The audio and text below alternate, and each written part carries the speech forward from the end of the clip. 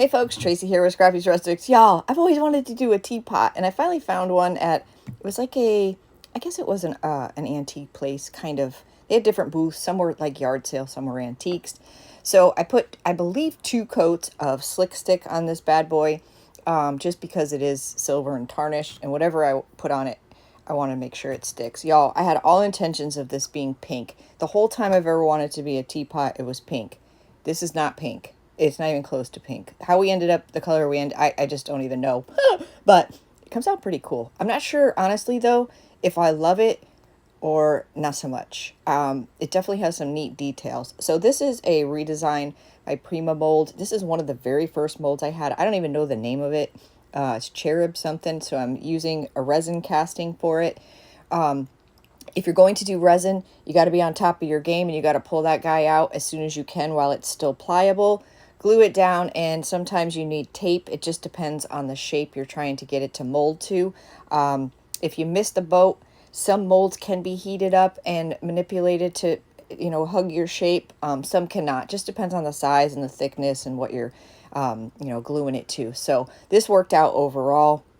And like I said, it's so funny that I had pink on my mind, and it's far from it, actually, far from it. So I just thought this little guy fit here perfectly. I ended up using the 2 little pieces on that mold itself, and then part of the, I guess it's like, I don't even know, whatever, crap, like wreath, I don't know what you call it, but I had a little bit of resin left. I poured it in there, and I ended up using it on the top. It worked out. Now, I had previously casted these and painted them green for I don't know what. They never made it to the project, so they were older. They were already set up and hard, so I was able to hit that with my heat tool and manipulate them to stay down. I did tape them as well, and I left everything overnight so it could make sure it was stuck down there good. Now, if you do this and you come back the next day and say like one part didn't adhere the way you wanted it to, you can try to heat it up again and tape it down and just see what it does. And if you can, slip a little glue under there and see what it does for you. It may work, it may not. So the green kind of looks weird on there, but like I said, those were previously casted. So I'm totally missing the camera here. So we're using Wise Owl Mermaid Kiss. This is quite the vibrant, not pink, turquoise color here. I actually love this color. In the end, this piece ends up looking like a piece of like turquoise, like real turquoise stone with the gold lines running through it. But look how cool that kind of looks. That was probably 3 coats total. And I let it dry in between coats. I painted everything that color, top, bottom, molds, everything. So now we're going to use Pentart 2-part fine line crackle system. This stuff is amazing, but this is one of those types of products where it's a process. You must do this, and this in order to achieve the correct results. So first of all, part 1 is like a glue in a sense. You need to start with a clean, dry brush. It should be clean, it should be dry. And for part 2, you're going to use a different brush, clean and dry. Very important for part 2 as well. So you can put this on thick, thin.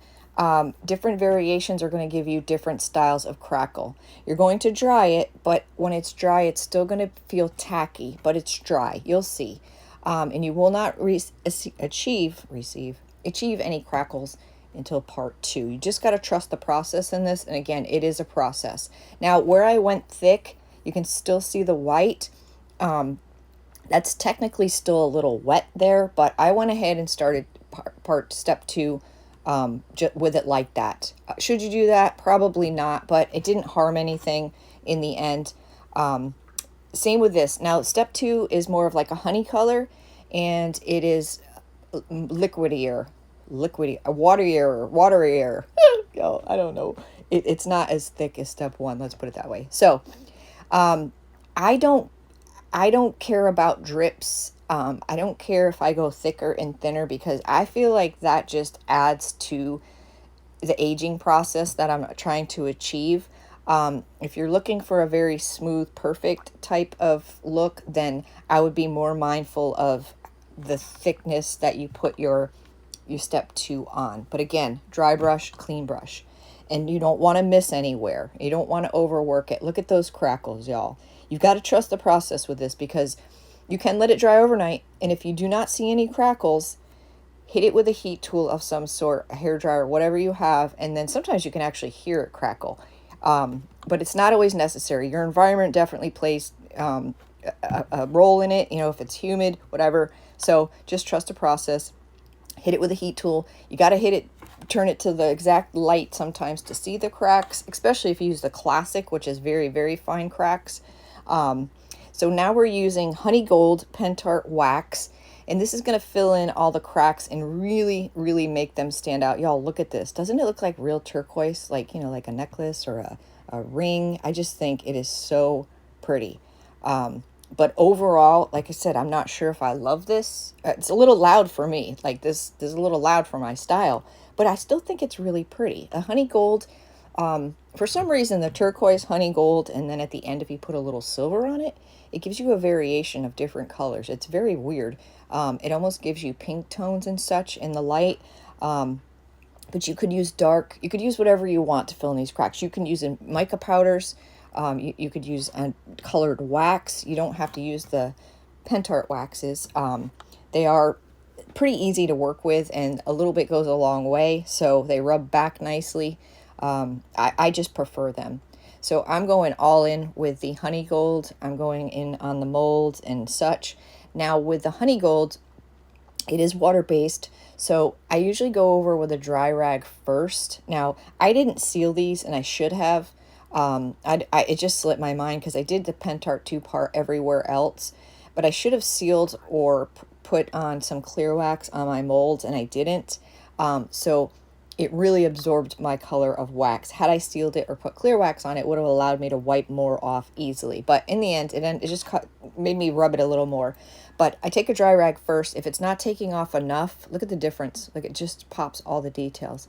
If the dry rag doesn't take off enough, then get a damp rag, baby wipe or whatever, and that will remove more. So I did the whole thing. I'm doing like that because the wax is still kind of tacky and all. And just showing you what it looks like with all honey gold. You could use a variation of different colors. If you don't own waxes or mica powders, oh, you know what? I don't know if a paint wash would work on the molds, but I don't think it would work in the fine line No, it won't work in the crackle. No, because yeah. Fine line is the only one that's not a water-based product. So sealing it in the end, you don't want to seal it with a water-based. You want to seal it with a solvent-based. Anything that smells terrible will seal this nicely for you. And, you know, like Mod Podge would not work because that's water-based. It will make it sticky. So you don't want that. And you don't want to wipe back your fine line with anything wet either. So by adding the silver, it just gave it another look. Look at the turkeys in the background. They're so nosy and always in my business.